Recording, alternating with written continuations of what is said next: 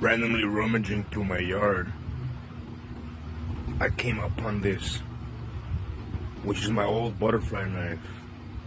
Often here when the sand kicks in with the sandstorms, if you drop something, it might just get lost forever. Or appear randomly years later, I guess, like this. It was all caked with dirt. I kind of cleaned it with my wire brush. But everybody knows I used to always rock a fucking butterfly back in my young days. A little rusty, but I can still rock it.